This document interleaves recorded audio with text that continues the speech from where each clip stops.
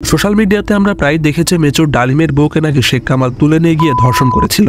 আসলে এটা সম্পূর্ণ একটি বানোয়াট কেচ্চা কাহিনী। তাহলে সত্যটা কি? আসুন আমরা একটু দেখি। তৎকালীন সময়ে মেজর ডালিমের সাথে শেখ কামালের ঘনিষ্ঠপূর্ণ সম্পর্ক ছিল। এমনকি শেখ কামাল যদি কখনো কুমিল্লায় যেত তাহলে তিনি মেজর ডালিমের বাসায় উঠত। মূলত ঘটনার সূত্রপাত হয় 1974 সালের মেজর ডালিমের খালাতো বোন তাহমিনার বিবাহকে কেন্দ্র করে। মেজর ডালিমের খালাতো বোনের বিয়ে ঠিক হয় কর্নেল রেজার সাথে। বিয়ের সমস্ত বন্দোবস্ত করা হয় ঢাকার লেডিস ক্লাবে। এই বিয়ে উপলক্ষে মেজর ডালিম ও তার পরিবার ঢাকার লেডিস ক্লাবে আসে। যেহেতু কর্নেল রেজা মেজর ডালিমের ঘনিষ্ঠতায় মেজর ডালিম ও তার স্ত্রী নিম্মিকে সবকিছু তদারকি করতে হচ্ছিল। বিয়ের অনুষ্ঠানে যোগ দিতে মেজর ডালিমের শ্যালক বাপ্পি কানাডা থেকে দেশে আসে। বিয়ের অনুষ্ঠানে আরো উপস্থিত ছিল গাজী গোলাম মোস্তফার পরিবার। গাজী গোলাম মোস্তফা ছিল শেখ মুজিবুর রহমানের সব থেকে আস্থাভাজন ব্যক্তি ও মুজিবের রেড ক্রিসেন্টের চেয়ারম্যান। ইতিহাস ঘাঁটতে দেখা যায় গাজী গোলাম মোস্তফা লোকটি ছিল অত্যন্ত অসৎ প্রকৃতির, যিনি জনগণের চাল তেল কম্বল চুরি করে ভাগাভাগি করত নিজেদের মধ্যে। তো বিয়ের অনুষ্ঠান চলাকালীন গাজী গোলাম মোস্তফার ছেলেরা মেজর ডালিমের শ্যালক বাপ্পির মাথার চুল টানে কয়েকবার। এভাবে তারা বেশ কয়েকবার মেজর ডালিমের শ্যালকের সাথে হাসি তামাশা করছিল। ওই যে ছেলেটা চুল টানছিল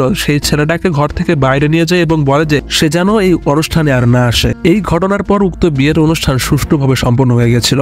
সবাই যার যার মতো করে বাড়ি চলে যাওয়ার বেশ কিছুক্ষণ পর হঠাৎ দুটো মাইক্রোবাস আর একটা কার এসে ঢোকে লেডিস ক্লাবের মধ্যে। গাড়ি থেকে গাজী গোলাম মোস্তফা সহ কিছু সামরিক ব্যক্তিবর্গ নামে। অতঃপর গাজী গোলাম মোস্তফা মেজর ডালিমের খোঁজ করছিল। মেজর ডালিমকে এ ব্যাপারে জানানো হলে সে সাথে সাথে মোস্তফার কাছে চলে আসে। কাছে আসতেই গাজী গোলাম মোস্তফা তাকে উদ্দেশ্য করে কিছু বাজে কথা বলে। কি বলেছিল তা মেজর ডালিম তার লেখা বইয়ে পরিষ্কার বলেছেন। গাজী গোলাম মোস্তফা মেজর ডালিমকে উদ্দেশ্য করে বলে যে খুব বার বেড়েছে তাই না, চল ওরে নিয়ে চল, আজ ওরে মজা দেখাইতেছে। এছাড়া সামরিক বাহিনীর কয়েকজন লোক মেজর ডালিমের গায়ে চারদিক থেকে অস্ত্র দিয়ে ঘিরে রাখে। এমন অবস্থায় মেজর ডালিমকে তুলে নিয়ে যাওয়ার সময় তার স্ত্রী স্বেচ্ছায় তার স্বামীর নিরাপত্তার জন্য তার সাথে যেতে চায় এবং সে জোর করে গাড়িতে উঠে পড়ে। পরবর্তীতে এই ঘটনাকে কেন্দ্র করে ধানমন্ডি 32 নম্বর শেখ মুজিবের বাড়িতে আলোচনা হয়। এখন অনেকের মনে প্রশ্ন আসতে পারে যে শেখ কামাল কি খুব ভালো ছিল? কেমন ছিল তার ছোট্ট একটু উদাহরণ দিলে আপনারা বুঝতে পারবেন। 1973 সালের দেশের আইনশৃঙ্খলার পরিস্থিতির চরম অবনতি ঘটলে শেখ কামাল তখন ব্যাংক ডাকাতি করতে চায় এবং ব্যাংক ডাকাতি করতে গিয়ে পুলিশের হাতে ধরা পড়ে গুলিবিদ্ধ হয়। তবে মেজর ডালিম কেমন ছিল তার ছোট্ট একটি ভাষণ শুনলে আপনারা বুঝতে পারবেন।